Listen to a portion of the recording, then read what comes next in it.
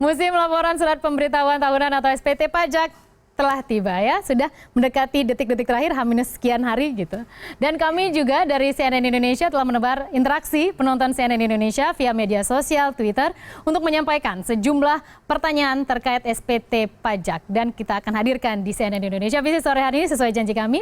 Lantas apa saja sih sebenarnya pertanyaan penonton yang mungkin mereka ada yang belum tahu, dan lantas apa strategi pemerintah untuk meraup dan juga mencapai target pajak tahun ini. Jurus kejar setoran pajak kami bahas lebih dalam di segmen The Analyst.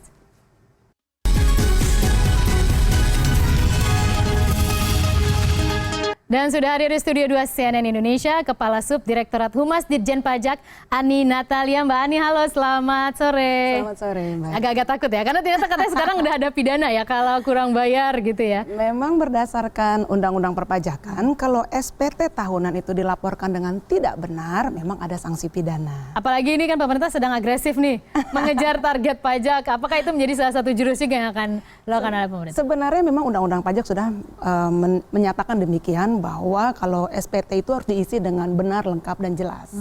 Dan kalau tidak benar, lengkap, dan jelas atau dengan sengaja tidak melaporkan SPT dengan benar, memang sanksinya ada sanksi pidana.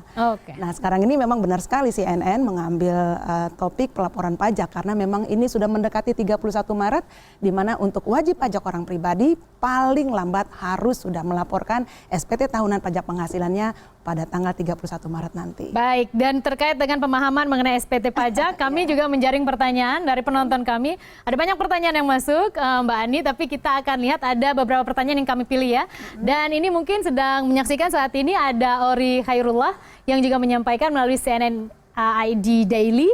Kalau untuk PNS, pelaporan SPT-nya apakah perorangan dari instansi terkait? Hashtag SPT pajak. Kalau PNS seperti apa? Mungkin banyak ini menunjukkan bahwa ternyata pemahaman pajak itu memang sangat butuh sosialisasi lebih luas. Iya, betul sekali Mbak Hera dan juga dengan Mas Ori Khairullah. Jadi PNS maupun non-PNS semuanya sudah memiliki NPWP, sudah terdaftar sebagai wajib pajak, wajib melaporkan SPT tahunan wajib pajak orang pribadi dirinya sendiri. Ya, dan yang didapatkan dari instansi atau pemberi kerja, kalau yang tidak di PNS berarti kan dia ada pemberi kerjanya. Kayak saya dong ya. Ya. Itu akan dia mendapatkan bukti potong. Bukti potong pajak penghasilan yang sudah dipotong oleh pemberi kerjanya. Kalau Mas Ori berarti dari instansinya dia karena dia PNS. Nah, kita dasar mengisi SPT itu adalah bukti potong itu. Jadi itu harus dipegang, kemudian nanti akan dicocokkan datanya gitu. Kita laporkan. Oke. Jadi untuk mengetahui bahwa si pemberi kerja sudah benar menyetorkan pajak atas wajib pajak orang pribadi ini. Oh iya, karena kalau perusahaan biasanya kolektif ya. Ya, jadi kalau perusahaan biasanya kan dia punya 300 pegawai misalnya. Dia akan bikinkan bukti potong kepada semua pegawainya yang sudah dipotongkan pajaknya.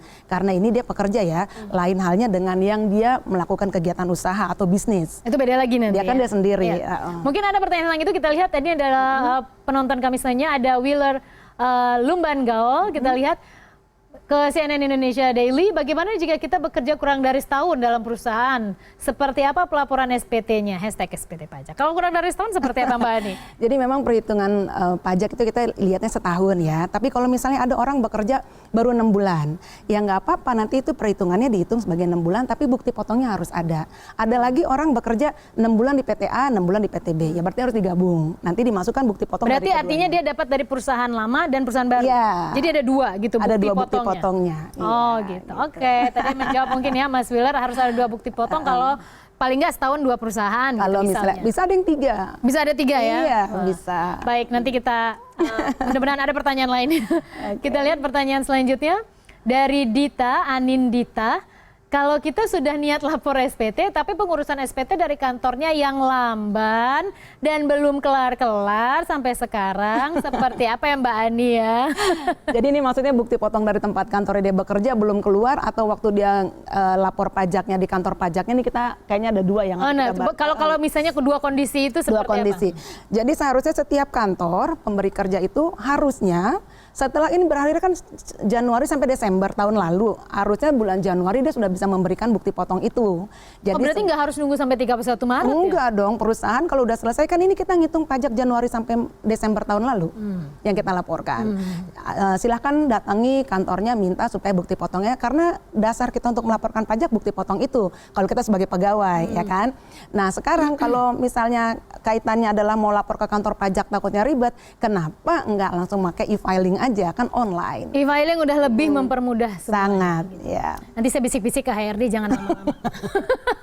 Baik, kita ke pertanyaan selanjutnya. Kita lihat. Indria Nursanti. Oke, ini ada pertanyaan ya. Baik, Mbak Indria Nursanti bertanya, pertanyaan dasar aja Min, mengapa kita harus lapor SPT? Bukankah sudah dipotong tiap bulan? Apa nggak tercatat di kantor pajak? Bisa juga Mbak Ani, kan kalau bisa pakai surat itu kan kita harus hemat kertas. Betul. Bukti potong kan jadi nggak hemat kertas. Apa memang nggak ada tercatat di kantor pajak sehingga kita harus kayaknya rempong gitu, harus ngelapor 31 Maret langsung gerasak gerusuk gitu? Indria Nursanti ini cerdas banget. Ya, saya senang banget nih kalau siapa yang cerdas banget ini orangnya ya, dia langsung nanya pertanyaan kayak gitu. Kalau saat ini memang kita lagi membangun aplikasi namanya e-bukti potong. Jadi nanti memang sudah langsung bisa terrekord ya. Misalnya Mbak Era dari kantor CNN dipotong berapa itu bisa langsung terrekord secara online di kantor pajak. But we are still in progress ya. Kita masih mengembangkan aplikasi ini. Nah sekarang kenapa kita minta semua yang sudah punya NPWP untuk lapor pajak? Karena kita nggak tahu apakah benar atas nama Mbak Nursanti tadi sudah benar-benar disetorkan sama dipotong sama perusahaannya. Jadi kita perlu mereka memberikan data itu ke kita. Ini saya dipotong oleh perusahaan saya selama tahun 2016 segini pajaknya. Atau misalnya begini Mbak Ani, kenapa tidak di akun pribadi yang memang terverifikasi sehingga langsung bisa meng-cross check hal tersebut. Jadi nggak usah bukti potong perusahaan. Kita nantinya larinya ke sana. Kapan itu Mbak Ani? Nah ini lagi dikembangkan bulan Juli nanti kita mencoba dari beberapa jenis pajak dulu. Jadi nanti kita coba, semoga nanti dengan kasus-kasus seperti ini datanya udah otomatis datang ke kita. Jadi kalau PT tahun depan ya, gitu nggak usah repot-repot lagi. Kita lihat perkembangannya ke depan. Tapi itu pertanyaan sangat baik dan memang seharusnya data itu semua harus masuk ke kantor pajak. Data-data pajak kita nanti semuanya terrekod di kantor pajak. Apalagi dengan perkembangan teknologi saat ini harusnya bisa lebih mempermudah. Baik Mbak Ani, kita juga tahu bahwa kita mendapatkan informasi juga bagaimana peruntukan uang pajak kita. Karena kan banyak orang bijak taat pajak, ya, tapi terus pajak kita dibawa kemana sih? Ini dia. Mungkin pemirsa juga ingin tahu, ini adalah sosialisasi, kita lihat bersama. Ya, alokasi dana pajak ini kami peroleh dari Direktorat Jenderal Pajak dari Kementerian Perekonomian, Kemenko Perekonomian. Kita lihat alokasi dana tersebut bisa diilustrasikan dengan 52 proyek jalan tol, 13 proyek pelabuhan, 18 juta penerima KIP, LRT Sumatera Selatan dan DKI, proyek waduk, ada 49 bisa dibiayai dengan ilustrasi tersebut. Proyek Bandara 17, penerima KIS 91 juta, dana desa 47 triliun. Transparansi dari kementerian itu sangat melegakan hati kami yang membayar pajak. Jadi ketahuan ya uang kita kemana gitu. Mungkin Mbak Ani ada yang ingin ditambahkan?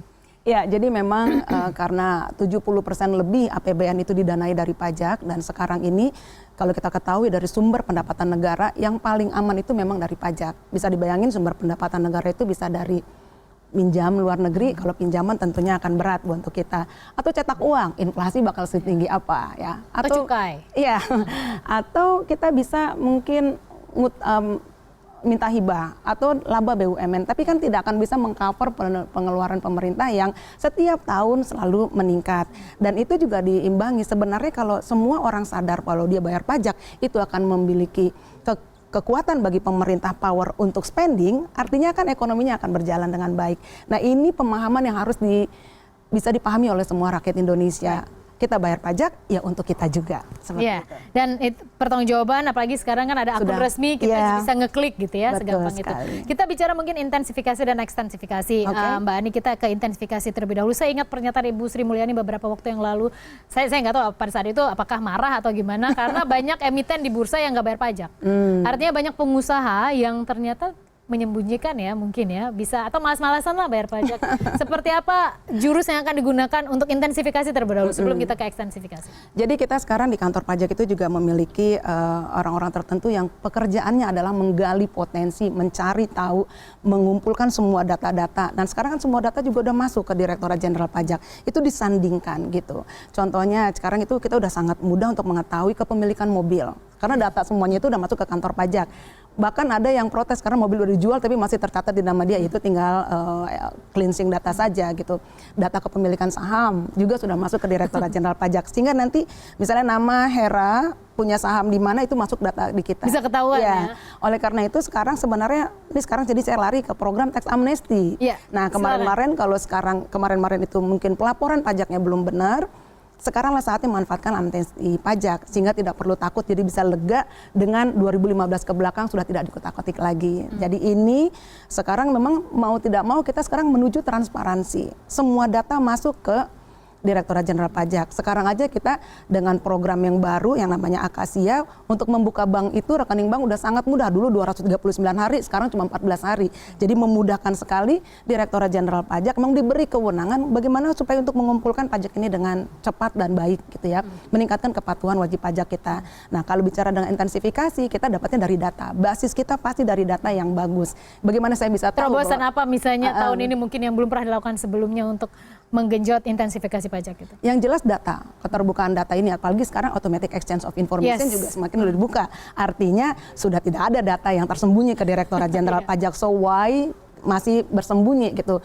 Mau nggak mau pokoknya nanti semua akan transparan ya. Dan sekarang saya rasa kepercayaan masyarakat kepada pemerintah sudah semakin baik, sehingga manfaatkan yang sudah tinggal beberapa hari ini untuk Tax amnesty 31 Maret juga terakhir. Ya, betul Sampai sekali. sejauh ini seperti apa perolehan tax amnesty? Ya, we are happy enough ya, sampai hari Ada ini enough-nya ya? Nanti sudah not really happy. masih pengen nambah gitu, karena uang tebusan yang terkumpul sudah 116 triliun, dan orang atau wajib pajak yang ikut sudah lebih dari 770.000 wajib pajak yang ikut, dengan jumlah SPH lebih dari 800.000, dan harta yang dideklarasikan itu sudah lebih dari 4.500 triliun, dan kita masih mengharapkan lebih banyak lagi memanfaatkannya. Dan kemarin ini kecenderungannya terus meningkat, Mbak Hera. Kemarin itu satu hari itu ada lebih 12.000 wajib pajak yang ikut amnesti pajak. Dan tadi sebelum saya meninggalkan kantor sudah lebih dari 9.500 hari ini saja yang ikutan amnesti Karena udah pajak. mau 31 Maret ya. Biasa di penghujung. Tapi kalau misalnya kita sandingkan dengan target, sebenarnya kita pernah menargetkan, pemerintah pernah berhayal mengharapkan ada 165 triliun yang diterima dari uang tebusan, dan sekarang sudah 116 tercapai. Walaupun itu udah tertinggi di dunia ya. Iya, kita tertinggi. Iya. Tapi kita masih mengharapkan masih partisipasi ini masih berjalan, jadi kita belum tahu. Dan tidak hanya uang tebusan sebenarnya yang kita bisa melihat keberhasilan amnesti pajak ini. Banyak wajib pajak yang sebelumnya itu tidak pernah lapor SPT, sekarang jadi lapor SPT. Lumayan datanya masuk ya, data baru ya. Dan ternyata berdasarkan hasil analisa di kantor pajak, pembayaran masa atau tiap bulan dari bulan Januari dan Februari itu menunjukkan peningkatan di kantor pajak sampai 9% dibandingkan dengan tahun lalu. Artinya setelah ikut amnesti pajak, habis itu dia jujur. Udah memperbaiki behavior. Mbak Ani, singkat saja sedikit saya ingin tanya mengenai ekstensifikasi. Dulu sempat ada juga wacana bahwa selebritis di Instagram akan dipajakin.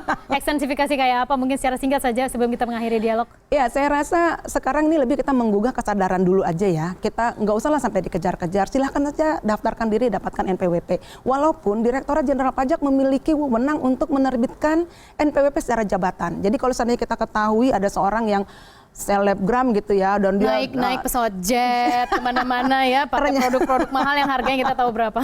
Ternyata nggak punya NPWP, kantor pajak, Direktorat Jenderal Pajak bisa secara jabatan menerbitkan NPWP terhadap orang bisa tersebut. ya langsung? Ya, itu kewenangan Direktorat Jenderal Pajak. Baik, terima kasih Mbak Ani Natalia telah bergabung bersama kami di CNN Indonesia Bisnis. Semoga SPT Pajak tahun ini sesuai target.